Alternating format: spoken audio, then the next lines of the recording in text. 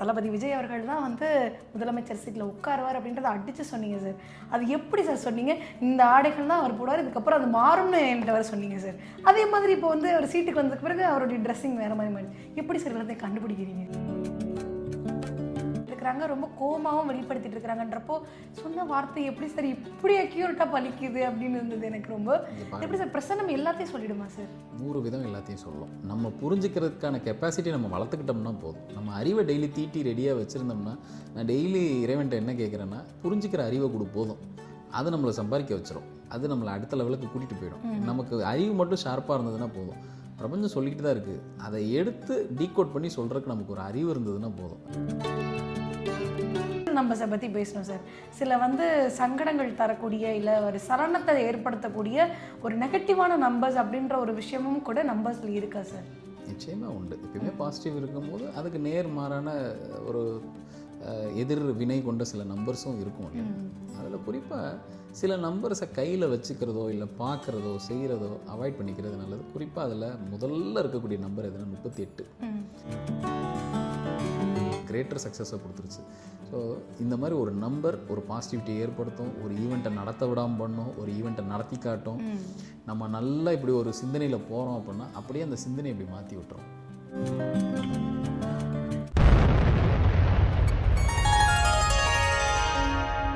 Sri மகாஸ் infinity நேயர்களுக்கு நர்மதாவின் அன்பான வணக்கம்.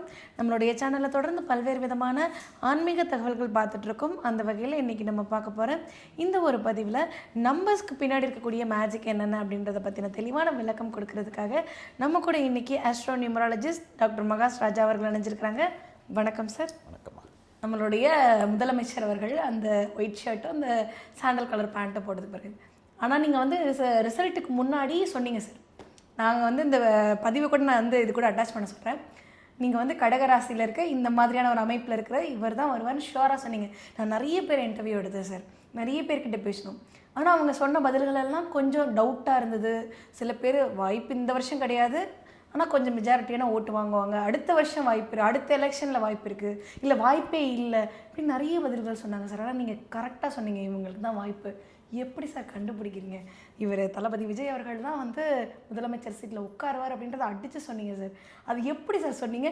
இந்த ஆடைகள் தான் அவர் போடுவார், இதுக்கப்புறம் அது மாறும்னு என்கிட்ட வர சொன்னீங்க சார். அதே மாதிரி இப்போ வந்து அவர் சீட்டுக்கு வந்ததுக்கு பிறகு அவருடைய ட்ரெஸ்ஸிங் வேறு மாதிரி எப்படி சார் எல்லாத்தையும் கண்டுபிடிக்கிறீங்க? நான் எதையும் புதுசாக போயெல்லாம் கண்டுபிடிக்கல. ஏற்கனவே என்ன இருக்கோ. இப்போ பாருங்கள், எல்லோரும் என்ன பண்ணோம் அப்படின்னா, நம்ம யாரையும் தப்பு சொல்கிறதுக்காக இல்லை, எல்லோரும் எப்படி அனலைஸ் பண்ணியிருக்கோம் அப்படின்னா, அவரோட தனிப்பட்ட ஜாதகத்தை எடுத்து அனலைஸ் பண்ணி, அவரோட ஜாதகம் சப்போஸ் யார்கிட்டையாவது கையில் இருக்குன்னா அதை அனலைஸ் பண்ணி ஒரு வருவாரா மாட்டாராங்கிறத மட்டும்தான் அனலைஸ் பண்ணியிருக்கோம். ஆனால் தமிழ்நாட்டுக்குன்னு ஒரு தளபதி இருக்கு இல்லையா?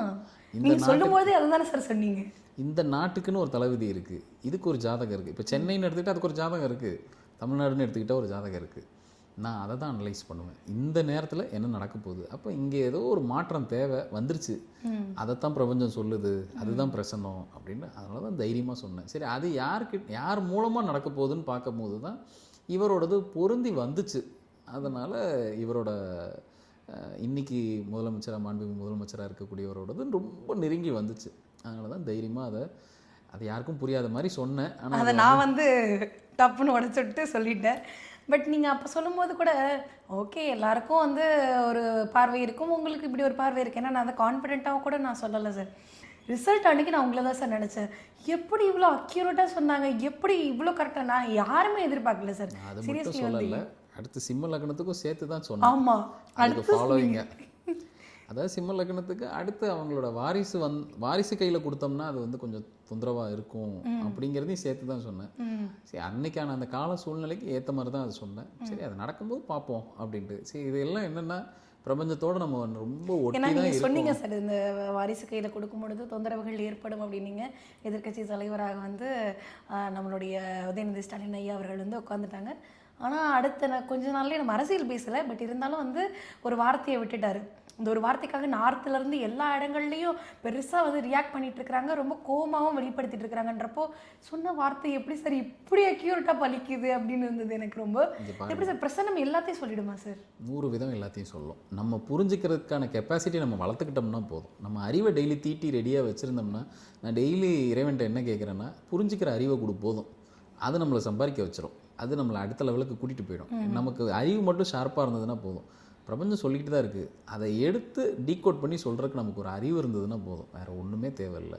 ஸோ அந்த வகையில் தான் அந்த ப்ரெடிக்ஷன் கொடுத்தேன். இது இப்போ மட்டும் இல்லை, இது ஒரு 2 வருஷத்துக்கு முன்னாடியே என்னைக்கு அவர் கட்சின்னு ஒன்று தொடங்கினாரோ, அந்த புது கட்சியாக, அது தொடங்கி ஒரு மாதத்துலேயே வந்து அப்போது நடந்த நிறைய சேனலில் கொடுத்த இன்டர்வியூவில் அப்போவே தெளிவுபடும்படியாக சொல்லிட்டேன், இந்த கட்சி என்ன ஆக போகுது, எத்தனை வருஷத்துக்கு இந்த கட்சி இருக்கும், இந்த கட்சி இல்லாமல் இனி தமிழக அரசியல் இல்லைங்கிறத அது அப்போவே சொல்லியாச்சு. ஸோ அது எல்லோரும் இப்போ இந்த எலெக்ஷன் ஒட்டி தான் ப்ரெடிக்ஷன் நடந்தது, நான் அதை எப்பயோ ப்ரெடிக்ட் பண்ணி வச்சுட்டேன். ஸோ அதுலேருந்து ஒரு எங்கேயுமே மிஸ் ஆகலைங்கிறது எனக்கு மகிழ்ச்சி. கண்டிப்பாக சார். ஏன்னா வந்து நிறைய பேர் ப்ரெடிக்ஷன் வந்து இந்த கரூர் சம்பவமாக இருக்கட்டும், இல்லை வேறு சில அவருடைய பர்சனல் லைஃபாக இருக்கட்டும், எல்லா பிரச்சனைகளும் வரும்பொழுது அவங்களுடைய ஒப்பீனியன் அப்படின்றது ஜம்ப் ஆகிட்டே இருந்தது, மாறி மாறுதலான ஒரு ஒப்பீனியன் சொல்லிகிட்டே இருந்தாங்க. பட் நீங்கள் கொண்ட கொள்கையில் பின்வாங்க மாட்டார் அப்படின்ற மாதிரி அடித்து சொன்னீங்க சார். அதையும் நான் சொல்ல மாட்டேன், ஏன்னா யாருக்கும் நான் ஃபேவர் கிடையாது, நான் வந்து பிரபஞ்சம் எனக்கு சொல்லுது, நான் அதை உங்களுக்கு சொல்கிறேன் அப்படின்னு தான் சொன்னீங்க. பட் சொன்னது அப்படியே நடந்தப்போ எனக்கு அவ்வளோ ஷாக்கிங்காக இருந்தது. அது மட்டும் கிடையாது, நீங்கள் இப்போ சொன்னீங்க இல்லையா இந்த கார் நம்பர் செலக்ட் பண்ணுறது, அதை பார்த்ததுக்கப்புறமே எனக்கு ரொம்ப ஆச்சரியமாக இருந்தது. எப்படி இது நாங்கள் கேட்ட அந்த தருணத்தில் கரெக்டாக அப்படி ஒரு வெஹிக்கிள் உங்கள் முன்னாடி வந்து நிற்குதுன்னா, பிரபஞ்சமும் நீங்களும் எந்த அளவுக்கு கனெக்ட் ஆகிருக்கீங்க அப்படின்றத வந்து நாங்கள் வந்து பயங்கரமாக ஃபீல் பண்ண முடியுது சார். அதே ஒரு விஷயத்தோட எங்களுக்கு நிறைய டிப்ஸையும் கொடுங்க சார். ஏன்னா நாங்களும் கொஞ்சம் வந்து உங்களை ஃபாலோ பண்ணி வாழ்க்கையில் நடக்கக்கூடிய நல்ல விஷயங்களை எடுத்துக்கவும் கெட்ட விஷயங்களை புறந்தள்ளுறதுக்கும் நாங்கள் லேர்ன் பண்ணிக்கிறோம் சார். இப்போ ஏஞ்சல் நம்பர்ஸை பற்றி பேசணும் சார். சில வந்து சங்கடங்கள் தரக்கூடிய இல்லை ஒரு சலனத்தை ஏற்படுத்தக்கூடிய ஒரு நெகட்டிவான நம்பர்ஸ் அப்படின்ற ஒரு விஷயமும் கூட நம்பர்ஸில் இருக்கா சார்? நிச்சயமாக உண்டு. எப்பயுமே பாசிட்டிவ் இருக்கும்போது அதுக்கு நேர்மாறான ஒரு எதிர் வினை கொண்ட சில நம்பர்ஸும் இருக்கும் இல்லையா. அதில் குறிப்பாக சில நம்பர்ஸை கையில் வச்சுக்கிறதோ இல்லை பார்க்குறதோ செய்கிறதோ அவாய்ட் பண்ணிக்கிறது நல்லது. குறிப்பாக அதில் முதல்ல இருக்கக்கூடிய நம்பர் எதுனா 38. அந்த நம்பர் நம்மளை சலனப்படுத்திக்கிட்டே இருக்கும். அதிக கார் விபத்துகள் இல்லை லைஃப்லேயே நிறைய ஏற்ற இறக்கங்கள், திடீர் சரிவு, இதெல்லாம் யார் சந்திப்பானா இந்த 38 யார் கையில் இருக்கோ அதை நிச்சயமாக சந்திச்சே தீர்வாங்க. ஒன்று உடல் உபாதையில் ஒரு பெரிய திடீர் சரிவை சந்திப்பாங்க, இல்லை தன்னோட லைஃப்பில் நல்ல ஒரு உச்சத்தில் இருக்கும் அப்படின்னா அந்த 38 எப்போ இழுத்து கீழே விடுன்னு தெரியாது.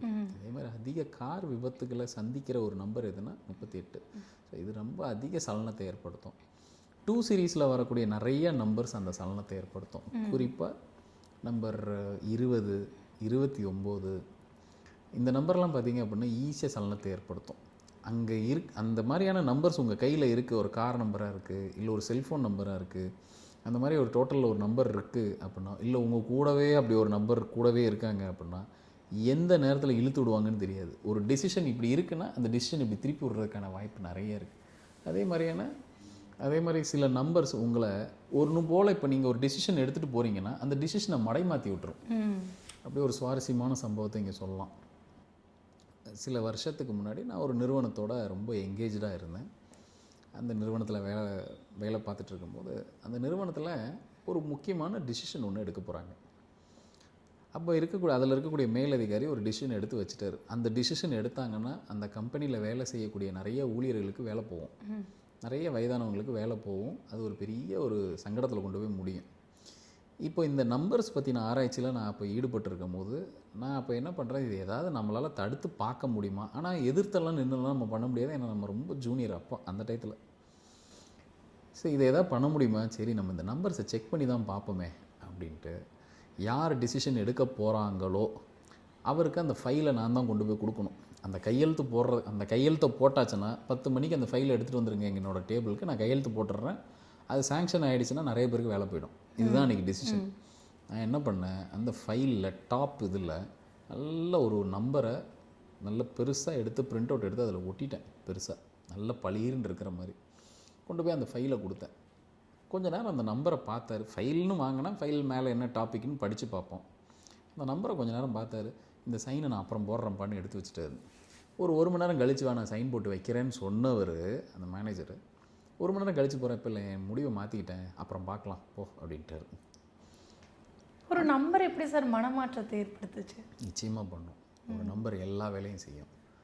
அப்புறம் போயிட்டு அந்த கம்பெனியை விட்டு அந்த நிறுவனத்தை விட்டு நான் வெளியில் வர்ற நாள் அன்னைக்கு அவருக்கு ஒரு சந்தேகம் வந்துருச்சு, இவன் தான் ஏதோ பண்ணியிருக்கணும், இதை இன்னமும் பண்ணிட்டீங்க. ஏன்னா நான் இந்த மாதிரியான நிறைய ரிசர்ச் ஓரியன்டாக இருப்பேன்றது அவருக்கு நல்லா தெரியும். அப்போத்துலேருந்தே கூப்பிட்டேன், நீ தனியாக பர்சனலாக கூப்பிட்டு என்கிட்ட மட்டும் இந்த ரகசியத்தை சொல்லு, என்னதான் பண்ண அப்படின்னு சொன்னால், இங்கே பாருங்கள், ஒரு நம்பரை எழுதி நான் மேலே ஒட்டி வச்சுருந்தேன். அது ஏன் நீங்கள் கேட்கல, நீங்கள் என்ன நினச்சிட்டிங்கன்னா அது ஃபைலோட நம்பர்னு நினச்சிட்டீங்க. ஆக்சுவலாக அந்த ஃபைலுக்கும் அந்த நம்பருக்கு சம்மந்தம் இல்லை. நானாக ஒரு நம்பரை ஒட்டினேன், அந்த நம்பர் தான் உங்களை மாற்றி விட்டுருச்சுன்னு. ஒரு நம்பர் என்னை மாற்றிருச்சா அப்படின்னாரு. ஆக மொத்தம் அன்றைக்கி அந்த விஷயத்தை நடக்க விடாமல், அது ஒரு நல்ல விஷயத்துக்காக தான் அது. ஏன்னா நிறைய பேருக்கு வேலை போய்டுன்னு இருக்கும்போது சரி பண்ணி தான் பார்ப்போம், முயற்சி பண்ணி பார்ப்போம் அப்படின்னா அது கிரேட்டர் சக்ஸஸை கொடுத்துருச்சு. ஸோ இந்த மாதிரி ஒரு நம்பர் ஒரு பாசிட்டிவிட்டியை ஏற்படுத்தும், ஒரு ஈவெண்ட்டை நடத்த விடாமல் பண்ணும், ஒரு ஈவெண்ட்டை நடத்தி காட்டும். நம்ம நல்லா இப்படி ஒரு சிந்தனையில் போகிறோம் அப்படின்னா அப்படியே அந்த சிந்தனை இப்படி மாற்றி விட்டுரும். அந்த நம்பர் வேறு எதுவும் இல்லை, நம்பர் 11. அந்த நம்பர் நீங்கள் என்ன சிந்தனையில் போகிறீங்களோ அந்த சிந்தனையிலேருந்து உங்களை அப்படியே ஆப்போசிட் ட்ராக்கில் மாற்றி விட்டுரும். காமனாக அது எல்லாருக்குமே பொருந்துமா சார்? எல்லாருக்கும் பொருந்தும்.